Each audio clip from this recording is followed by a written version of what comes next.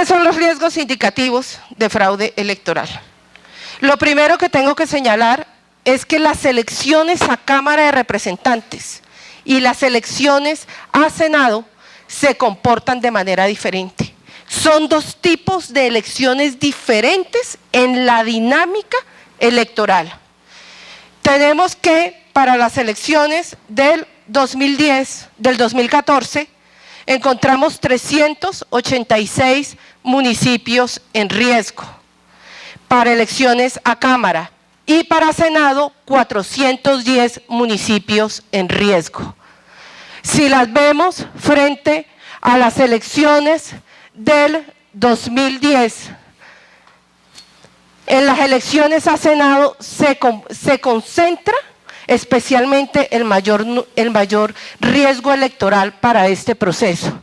Tenemos, si bien en riesgo medio, un decrecimiento del 25% de los municipios, en riesgo alto tenemos un incremento en Senado del 532% y en riesgo extremo de 325%.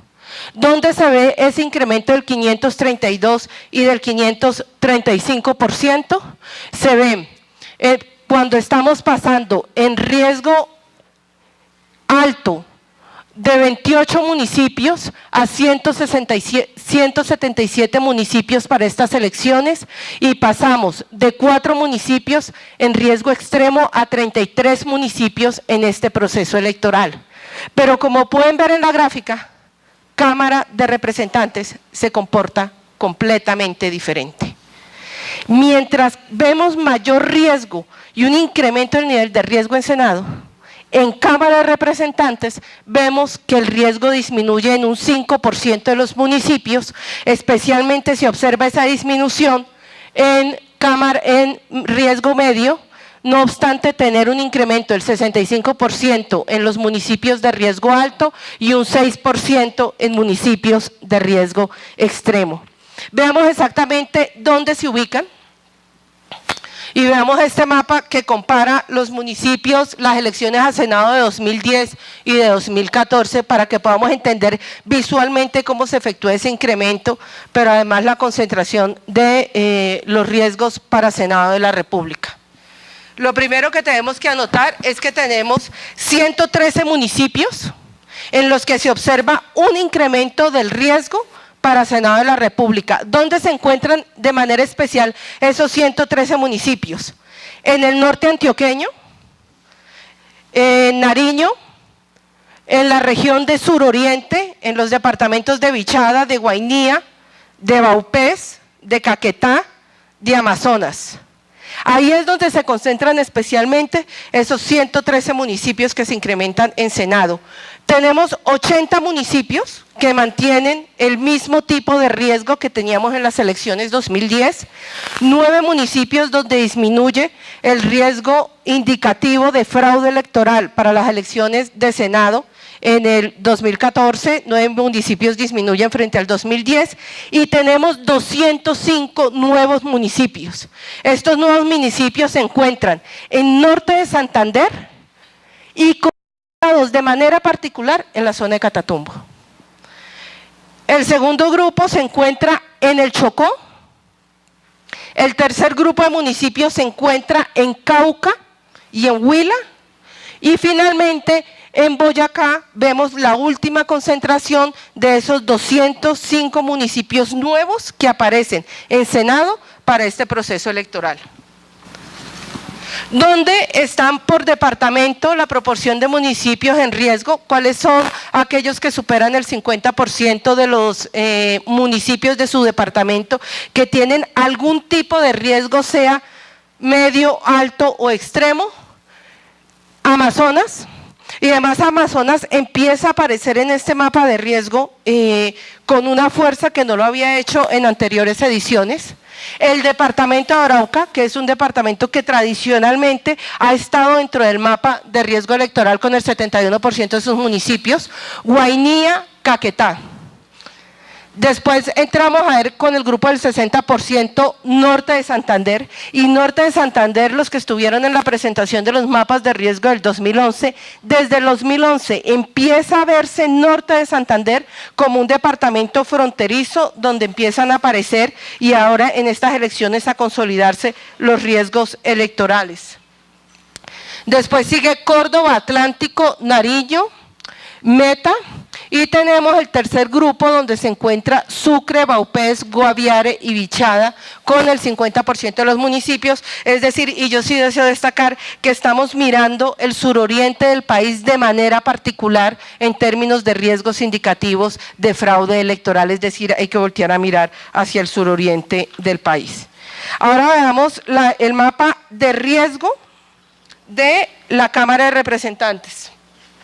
Entonces, en la Cámara de Representantes, acordémonos antes de empezar a verlos por regiones que habíamos dicho, que tenemos un comportamiento completamente diferente al Senado, que tenemos una disminución del 5% de los municipios, mientras incrementa en Senado, aquí vemos una disminución del 5% de los municipios.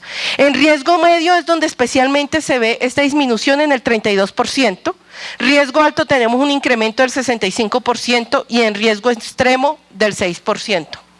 Ahora, si nosotros vemos el mapa comparado entre Cámara 2010 y 2014, ¿qué es lo que estamos encontrando?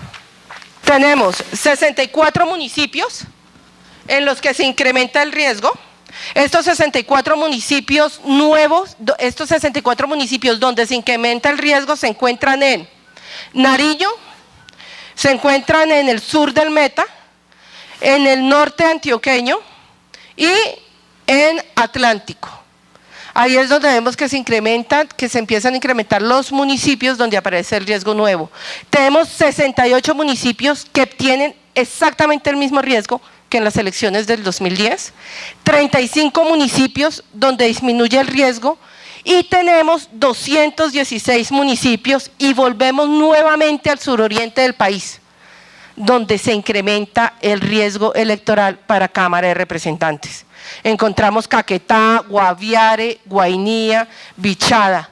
Y finalmente vuelve, igual que en Senado, volvemos a encontrarnos con Chocó, también donde se incrementa el riesgo en los municipios para estas elecciones a Cámara, y un departamento que no nos había aparecido y que empieza a aparecer en Cámara de Representantes, que es el departamento de Cundinamarca, que empieza a ser parte de esos 116 municipios nuevos que aparecen para este proceso electoral. Veamos ahora los riesgos por factores de violencia. Sí, devuélvete, vemos por departamento. ¿Cuáles son los departamentos con municipios donde hay municipios donde más se presentan riesgos por factores indicativos de fraude electoral para las elecciones a Cámara? Vemos el suroriente del país que aparece dentro de las primeras líneas. Estamos hablando de Caquetá, y Caquetá no solamente lo vamos a ver aquí, también lo vamos a encontrar. Vamos a volver a hablar con Caquetá cuando hablemos de violencia. Vaupés, Guaviare, Bichada y Amazonas. En el segundo grupo nos estamos encontrando con Atlántico, Guainía, Arauca y Antioquia. Y en el tercer grupo estamos hablando de Magdalena, Sucre, Nariño, Chocó y Córdoba, con número de municipios con mayor riesgo electoral. Mientras estamos viendo en Senado de la República incremento de riesgos indicativos de fraude electoral, en Cámara de Representantes una leve disminución en los riesgos indicativos de fraude electoral y un comportamiento completamente diferente. Cuando estamos hablando de factores de violencia, si bien uno no puede señalar que es una excelente noticia, yo creo que sí podemos decir que hay una perspectiva positiva en los hallazgos. Tenemos una disminución del 7% de los riesgos por factores de violencia para las elecciones 2014, y eso es positivo para el país. Nos estamos encontrando con 182 municipios en riesgo medio, 147 municipios en riesgo alto 182, riesgo medio 147 municipios, en riesgo alto que hay un 77%, si lo comparamos con el 2010 de incremento, pero en riesgo extremo es donde encontramos la buena noticia. En riesgo extremo estamos viendo que hay 60 municipios en este año para las elecciones 2014, cuando teníamos en las elecciones a Congreso del 2010 146 municipios. Es decir, hubo una disminución del 59% de los municipios en riesgo extremo para este proceso electoral. ¿Dónde se encuentran ubicados estos municipios? ¿Cuáles son esas zonas? La primera de ellas, donde vemos que está el incremento de 65 municipios, se encuentra, no sé si lo alcanzan a ver en azul, el norte de Antioquia y el Urabá Chocuano y el Bajo Cauca. Es decir, allí hay como, bueno, se arma una figura entre esas tres donde encontramos la mayor concentración de municipios nuevos. Después nos vamos a Caquetá y Putumayo, donde se encuentra la segunda y tercera concentración de los 65 municipios nuevos en riesgo por violencia para este proceso electoral. Después tenemos 108 municipios donde no se ha modificado el tipo de riesgo. Estos 108 municipios, junto con los 92 que disminuyen, y veamos los 92 donde disminuye el riesgo, los estamos encontrando en Cauca, en el sur de Bolívar y en el departamento de Tolima, son donde se concentran de manera especial los 92 municipios que disminuyen el riesgo. Y tenemos 123 municipios nuevos que por primera vez nos aparecen en riesgo por violencia para unas elecciones a Congreso. ¿Y dónde se concentran? Y son las zonas donde tenemos que tener particular cuidado y de manera especial el Estado, el Chocó. El Chocó vuelve y aparece, entonces empezamos a ver cómo el departamento del Chocó empieza a juntar los tres tipos de riesgos, tanto para Cámara, para Senado, como los de violencia, y nuevamente estamos hablando, y los que se acuerdan de la presentación del 2011 y que desde el 2010 se venía configurando, los riesgos por violencia están haciendo una franja en la frontera con Venezuela, pasando por una parte de Arauca, completamente norte de Santander, y en violencia emerge, que no es nuevo, señor León Valencia, el departamento de La Guajira. Veamos ya el último mapa. ¿Cuál es el mapa consolidado una vez hecho este trabajo por la mesa de expertos? El mapa consolidado con el que hablamos con el gobierno nacional presenta un total de 260 municipios.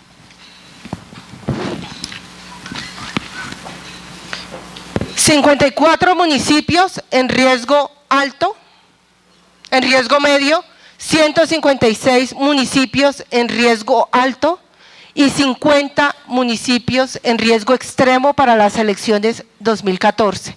Un total de 260 municipios donde disminuye el riesgo extremo. Estamos pasando de 66 municipios en elecciones de Congreso 2010 a 50 municipios.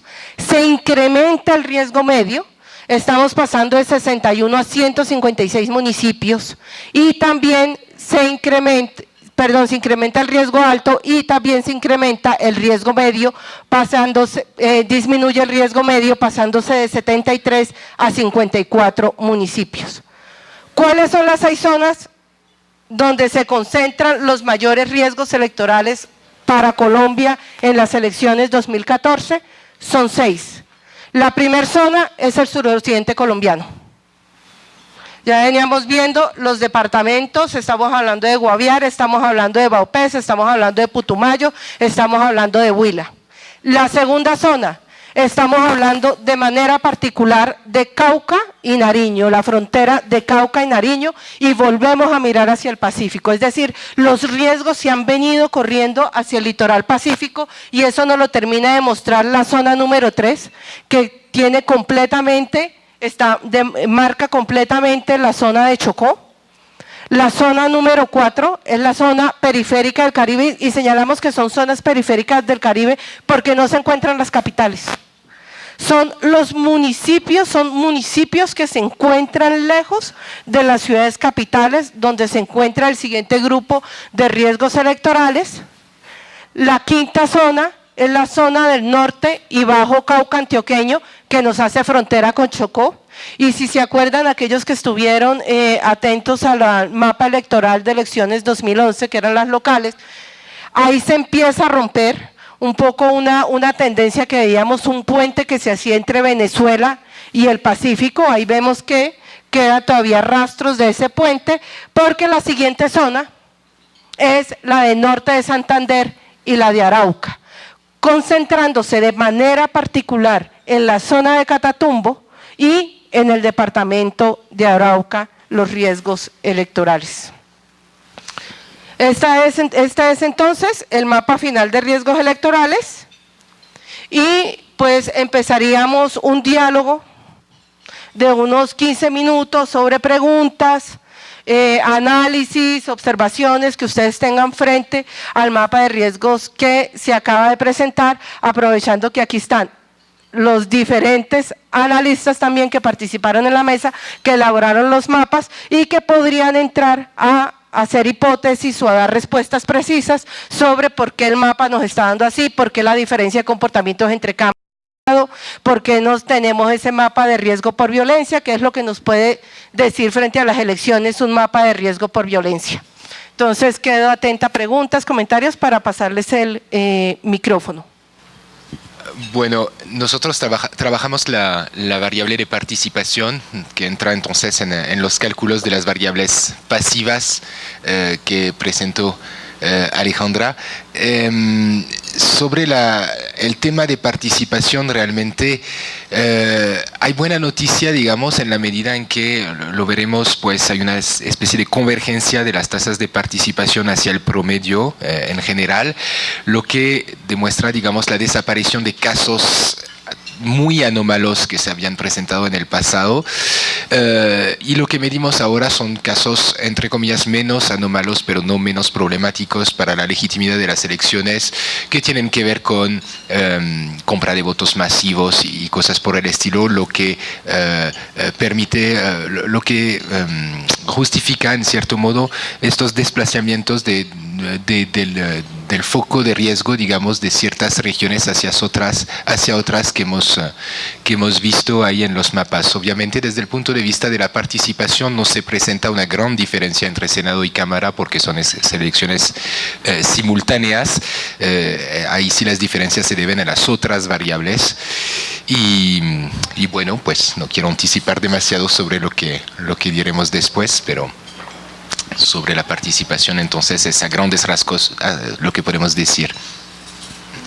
Ya, muchísimas gracias. No sé si hay preguntas. Juan Fernando. No, bueno, primero que todo felicitar al equipo de trabajo que ha producido esta información y estos análisis, porque creo que siguen siendo muy relevantes para entender la complejidad de la situación de la democracia en Colombia y lo lejos que estamos un poco de tener, digamos, una democracia consolidada. Yo lo que quiero es hacer como dos sugerencias a la MOE y al equipo hacia el futuro, ojalá en el corto y mediano plazo. Creo que valdría la pena, este ejercicio lo arrancamos a hacer como en el año 2007, ¿no? Valdría la pena hacer una mirada, digamos, de la evolución histórica a los factores de riesgo. Creo que eso sería muy útil para poder, digamos, tener una política, ojalá en el mediano plazo, que permita, digamos, prevenir, digamos, la aparición de estos factores de riesgo, no simplemente, digamos, estar advirtiendo previamente a cada elección, sino tener, digamos, algún tipo de propuesta de política pública que ayude a prevenir esta situación. Y la segunda propuesta que quisiera hacer también para el equipo es una especie de evaluación del riesgo versus la alteración real del proceso electoral, porque eso nos permitiría un poco examinar realmente qué efecto puede tener, digamos, no solamente el análisis de los riesgos. En teoría de riesgos hay un elemento, y es que cuando uno advierte un riesgo, ya esa sola advertencia disminuye el riesgo. Entonces obviamente hay un factor paradójico y es que luego se puede decir, mire que no pasó nada, pero realmente no pasó nada, fue en función de que hubo una advertencia que permitió, digamos, un poco controlar la situación.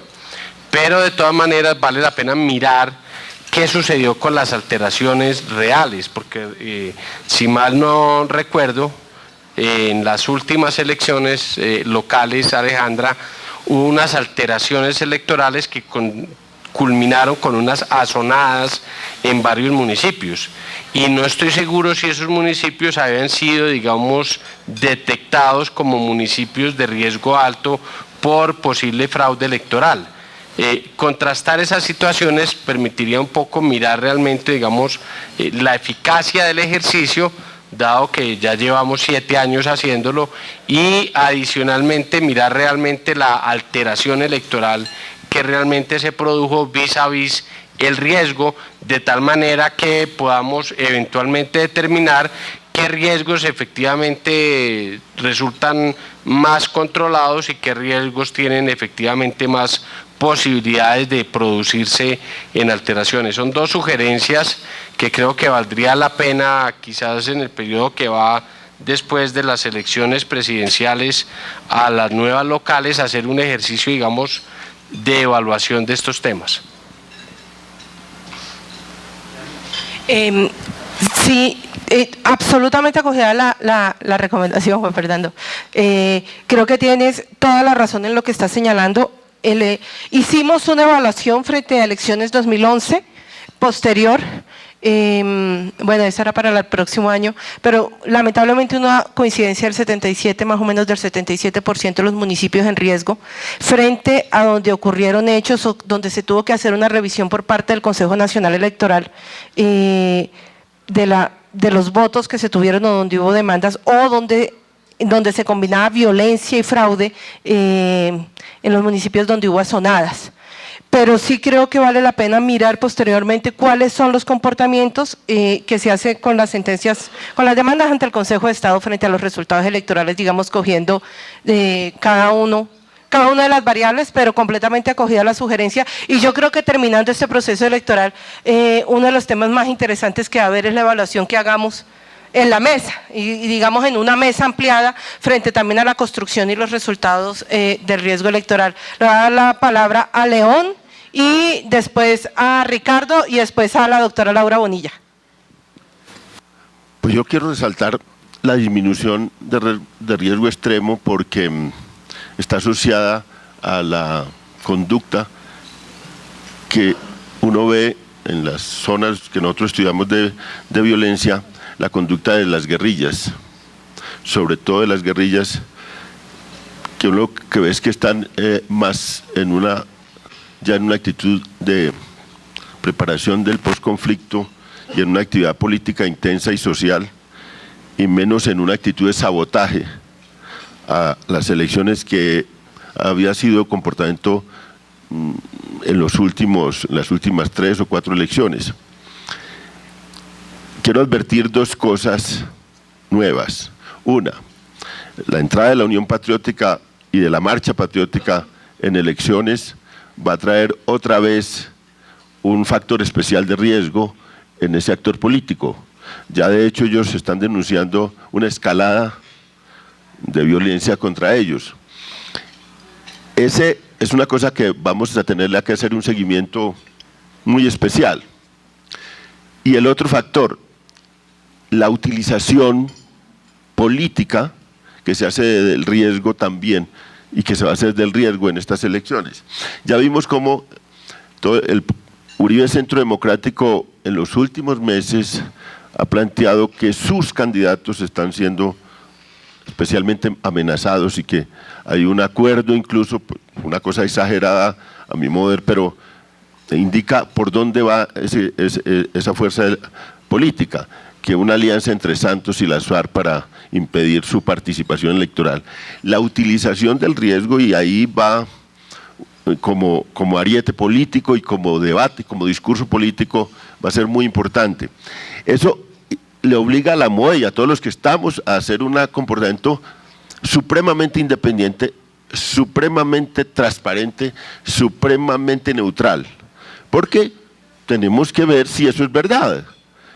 No podemos desecharla de entrada ese factor. Creo que en estas elecciones va a haber de todos los lados una utilización del riesgo como discurso político, y ahí a una entidad como la MOE le toca pues jugar muy fino, porque va a estar en medio de esas tensiones.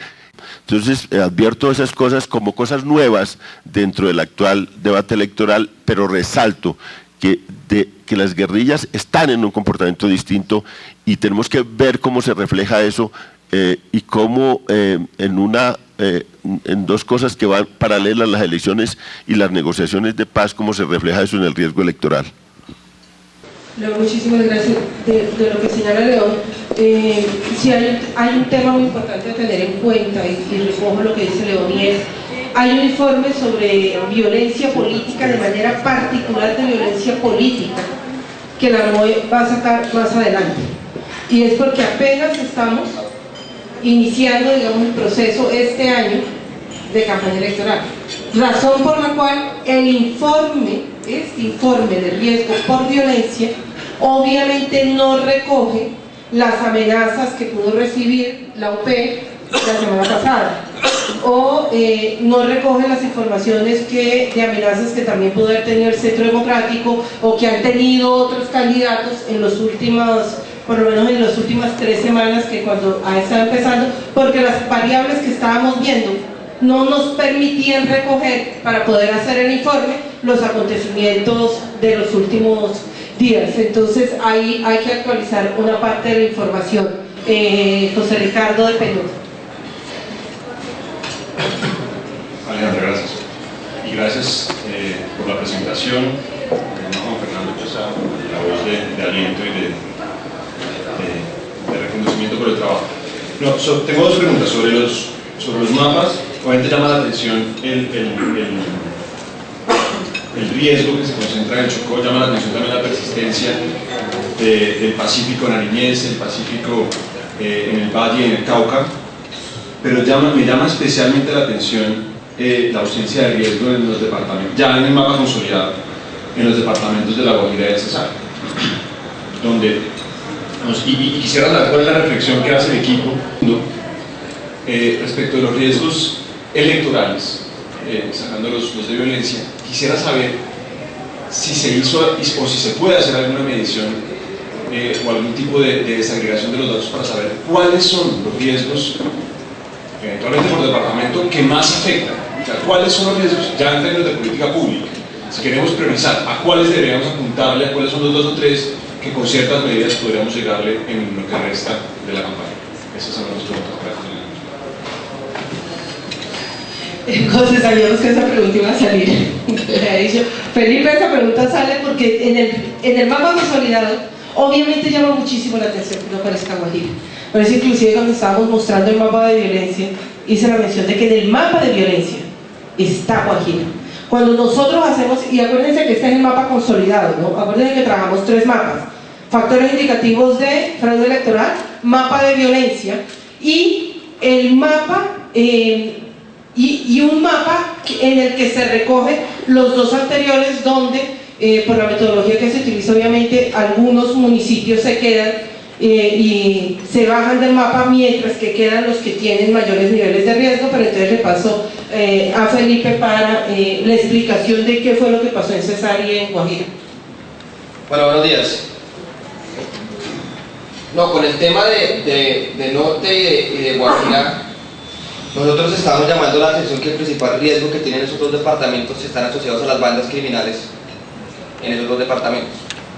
Estamos diciendo que mientras en todo el país, en general, el riesgo está asociado a las campañas políticas, a algunas campañas, a algunos partidos políticos, en esos 2 departamentos específicos el riesgo está totalmente vinculado a las bandas criminales que operan en esos 2 departamentos. Entonces, por eso que al combinar estos 2 mapas, pues no nos sale Cesar y no nos sale Guajira. Pero no quiere decir que no estén en riesgo. Están en riesgo por esos dos temas, por factores de violencia. Y con la segunda pregunta, José, yo creo que Hay varios departamentos que hay que priorizar en materia electoral. Nosotros estamos viendo un tema bastante paradójico con el tema del suroriente. En los últimos 4 mapas que realizamos, el suroriente está en riesgo por presencia de actores ilegales, por factores de violencia, pero para las elecciones de 2014 el suroriente empieza a marcar riesgo por fraude electoral, y especialmente un departamento, Caquetá. De hecho, en la presentación que le hicimos a las autoridades, le señalamos que Caquetá puede que tenga un riesgo de presencia de ilegales, sobre todo presencia de FARC, pero le estamos haciendo un llamado de atención que en Caquetá el riesgo por factores electorales está creciendo altísimo.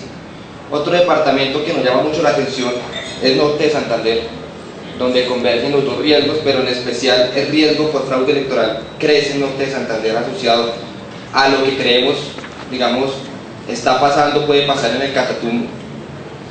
Y dos departamentos que nos llaman la atención, el primero es Córdoba y el último es Atlántico, que paradójicamente Atlántico era un departamento que no marcaba tantos municipios en riesgo. Hoy en día casi el 70% de los municipios del Atlántico, que es tan pequeño, que elige casi 5 senadores, 6 senadores, pues estamos diciendo que Atlántico es uno de los departamentos con mayor riesgo electoral, y lo vimos con lo que pasó en Soledad, con lo que pasó con la inscripción de Ceuta. Entonces eran esos 4 departamentos y ya. Lo que sucede es que yo creo que, digamos, desde que se empezaron a diseñar y a sofisticar y a perfeccionar los mapas de riesgo, nos quedamos atrás en redefinir, digamos, los escenarios de riesgo y las variables, porque muchas de las variables cambiaron en el tiempo a una velocidad muy alta y sin embargo las seguimos utilizando para medir los mismos fenómenos. ¿A qué me refiero? Por ejemplo, digamos, con el tema de bandas criminales o grupos post-desmovilización, digamos, directamente el país en este momento, lo cual es una vergüenza, pero el país no tiene unas bases de datos que permitan siquiera identificar presencia de bandas criminales. Hay muchas metodologías de identificación, unas son pues las que se utilizan con grupos de observación en terreno, que son las más fidedignas, y hay otras, digamos, que la gente intenta hacer más o menos mesuras o más o menos mediciones sobre dónde hay o no hay presencia de bandas criminales con un indicador de 1 a 0. 1 hay presencia, 0 no hay presencia. Sin embargo, las conductas vulneratorias de las bandas criminales, la relación con población civil y la relación con todo esto están muy lejos, digamos, de poder lograr categorizarse con las variables que tenemos. Por ejemplo, y me parece curioso lo de Guajira y Cesar, pero en otros municipios y en otros departamentos de la costa y en ciudades capitales, el tema de las fronteras invisibles asociadas a grupos armados ilegales post-desmovilización es un tema gravísimo que no nos va a aparecer con las variables que tenemos. Y es un tema que directamente, digamos, en el monitoreo que uno está haciendo sobre posibles interferencias o posibles violaciones a derechos humanos relacionadas con el proceso electoral, es un tema de primer orden. No lo podemos, pero no lo podemos poner en la misma matriz midiéndolo con acciones bélicas, porque al día de hoy acciones bélicas solamente nos sirve para medir presencia de las FARC y punto. Y esa es, digamos, una de las precisiones que tenía. Y la otra, digamos, es en el mismo sentido frente a la advertencia sobre riesgos de fraude electoral. Digamos, yo creo que nos toca para estas elecciones sentarnos en una mesa muy amplia con muchas personas, con gente de conocimiento de terreno, y rediseñar y redefinir las variables con las que estamos viendo. Porque no es cierto que en Cesar y Guajira, digamos, sea menor el riesgo de interferencia en el proceso electoral por fraude de los partidos políticos o de las élites presentes, especialmente en esas dos zonas. No es cierto, lo que pasa es que no nos sale en el mapa, y no nos sale en el mapa porque las variables que estamos utilizando o las que utilizamos para medir esas cosas pues se nos han quedado un poco atrás. Ya. Laura, muchísimas gracias. Hay algo muy importante a lo que acaba de señalar Laura Bonilla, y es lo siguiente. Cuando nosotros hacíamos la lectura, cuando analistas muy reconocidos hacían la lectura del tema de la parapolítica, la relación entre paramilitarismo y política, cuando logramos entender cómo funcionaba el análisis político y el impacto electoral, era mucho más claro. Es decir, allí había una relación directa entre la presencia de grupos paramilitares y quienes quedaban elegidos en esas zonas de presencia de grupos paramilitares donde había unos mandos centrales y había unos comportamientos específicos, además que estaba muy relacionado con la eliminación sistemática de opositores políticos o de líderes locales que no pertenecían a estos grupos paramilitares. Y era esa comprensión, cuando llegamos a esa comprensión, se prendió el bombillo y vimos la luz, porque antes íbamos a oscuras. ¿Qué ha venido pasando? Que es muy importante lo que señala Laura. El comportamiento de las BACRIM no es un comportamiento como lo entendíamos políticamente frente a los paramilitares. Sí tienen relación con la política. ¿Tiene relación las BACRIM con las políticas? La respuesta es sí. Sí inciden en el ejercicio de la política. Pero los temas de violencia, como los hemos venido detectando, es que están mucho más relacionados con el poder local, con relaciones económicas en lo local, de manera particular con temas extractivos y que no los podemos leer como lo leíamos antes, donde decíamos, este grupo paramilitar actúa de tal manera y este es su árbol de alianzas. Y podíamos montar unos árboles de alianzas absolutamente claros. Hoy no. Hoy la relación y los intereses de las BACRIM, de los políticos, pero no solamente de BACRIM, sino también de otro tipo de actores ilegales, asociados además con intereses económicos locales, hay que leerlos regionalmente. Y eso lo hemos podido ver también en la forma en cómo los mapas por violencia han venido variando. Y esa comprensión integral del fenómeno, como lo señala Laura, hoy hay que hacerlo más regionalmente que como se logró hacer antes, que eran lecturas nacionales que nos servían prácticamente como plantillas. Logramos entender un comportamiento, poníamos la plantilla y nos daba un resultado. Hoy tenemos que ir a los departamentos y a veces inclusive a los mismos municipios para saber qué es lo que se está jugando allá. Lo que se juega en Caquetá es muy diferente a lo que se está jugando hoy en La Guajira. Los intereses, los actores, las estructuras que hay son completamente diferentes, igual que lo que pasa en el Valle del Cauca, o cuando uno está mirando qué es lo que pasa en el Chocó, ya no puede poner la plantilla y hacer una lectura, tiene que comprender el territorio, inclusive a veces a nivel municipal, no alcanza el departamento para poder leer cuál es el impacto político que se tiene, y reitero, encontramos que en muchos casos son intereses económicos, legales o ilegales, lo que puede estar detrás de esa plantilla de violencia. Si no hay más preguntas, empezaríamos 2 comentarios y empezamos la segunda parte, doctor César Caballero, qué placer verlo. Empezamos la segunda parte del diálogo. Buenos días. Es una pregunta, bueno, felicitaciones a la MOE y ojalá que esto sea un instrumento de verdad de prevención. Una pregunta metodológica. Es si el análisis y el estudio que se hizo en el 2010 es exactamente igual en términos de alcance, de aliados, de recolección de información y de territorialidad con el del 2014, para saber si efectivamente las variables se mantienen, pero los resultados son distintos porque han habido modificaciones, porque puede suceder a veces que en la medida en que las organizaciones, sean académicas o de otro tipo, mejoran el alcance del cubrimiento de un análisis, pues obviamente aparecen otros hallazgos nuevos, porque llama la atención, por decir algo, el Catatumbo. El Catatumbo toda la vida tiene un altísimo riesgo electoral, pero altísimo. Es más, podríamos decir que en contexto era más alto en años anteriores, donde estaba completamente dominado por el paramilitarismo y bueno, fuerzas muy poderosas. Hoy eso ha disminuido, aparentemente más tranquilo. ¿Por qué se sube el riesgo tanto? O si es que en años anteriores no se midió en terreno tan fuertemente como hoy. Lo mismo pasa en el Putumayo. Putumayo es un departamento que toda la vida ha tenido un altísimo riesgo electoral. Y porque aparece hoy como nuevo en Ensenada, por decirlo así. Entonces, un poco para saber eso, y porque algunos otros disminuyeron, como Cauca, porque Cauca sigue siendo un departamento muy convulsionado, a pesar de que la gobernabilidad que tiene ahora podría indicar que eso es un factor que ha ayudado a disminuir.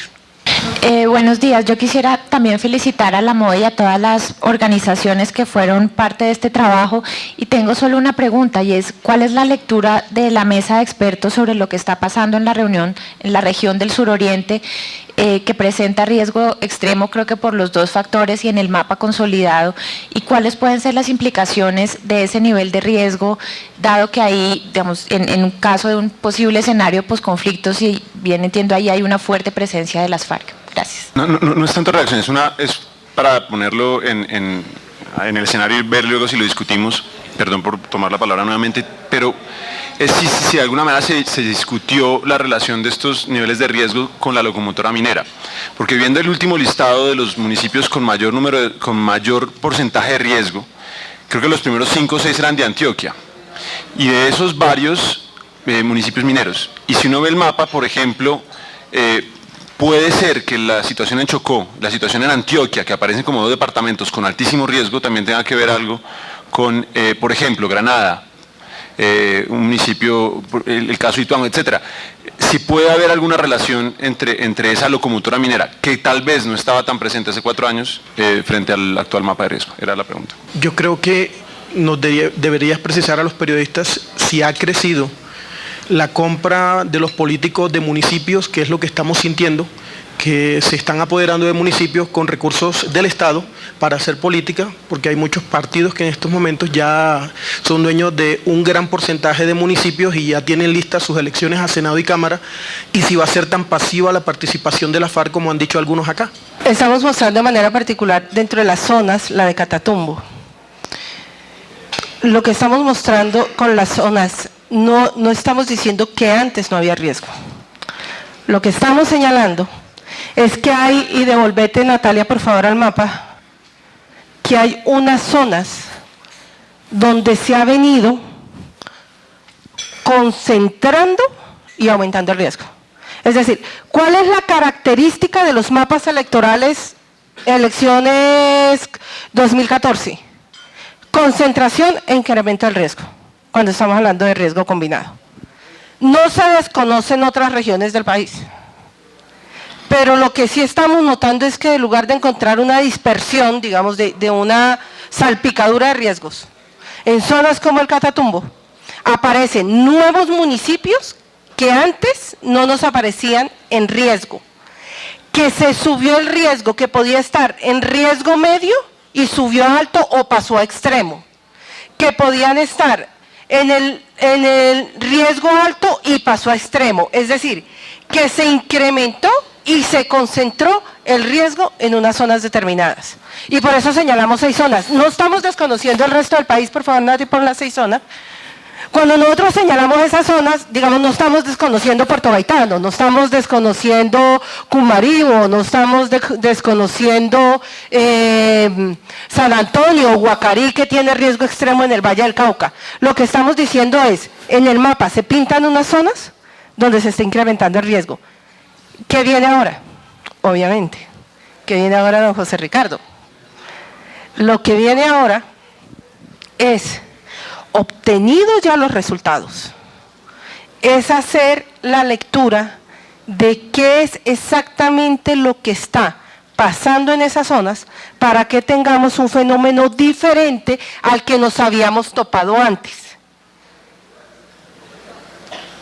Locomotora minera. Pero los mapas los mismos después, es decir, se tomó la decisión de una serie de temas y se toma en la mesa la decisión de una serie de temas, digamos, de acuerdo a unos intereses particulares, además de los expertos que estaban en la mesa, antes de tener el resultado final de los mapas. ¿Cuál faltó?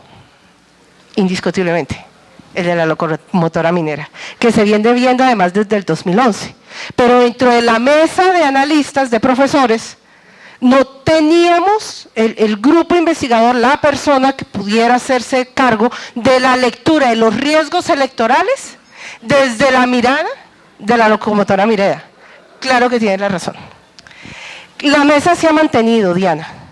La mesa se ha venido manteniendo, por lo menos en términos de instituciones. Yo creo que estamos casi con los mismos, si no estoy mal, Jan, con los que empezamos el trabajo desde el 2007, creo que están más o menos las mismas organizaciones, pero más o menos unos analistas obviamente han cambiado porque las organizaciones se modifican, ingresaron unas nuevas, digamos Universidad Nacional, gracias a Juan David, digamos, ingresa el IEPRE de la Universidad Nacional.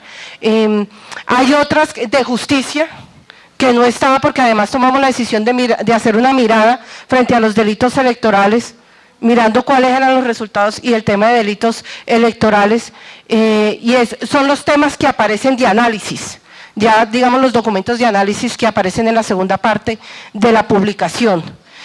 Se utiliza, y por eso creo que llamaba la atención de Laura, utilizamos la misma metodología.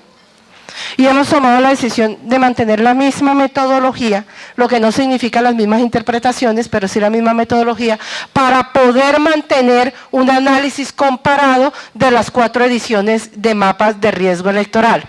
Siempre que nos sentamos en la mesa hay una propuesta de modificación de la metodología, pero entonces siempre decimos, nos toca devolvernos para ver cómo hubieran dado los mapas con esa metodología en elecciones anteriores. Siempre, Diana, la discusión está presente, porque siempre hay nuevos métodos para hacer mucho más sofisticado el análisis. Dejo algo absolutamente en claro, absolutamente claro. Estos mapas de riesgo electoral no responden a un análisis de terreno. Es decir, no fuimos a los municipios y Jan tomó la decisión, o Felipe Botero de los Andes, de pintar el municipio de rojo amarillo. No tomó esa decisión.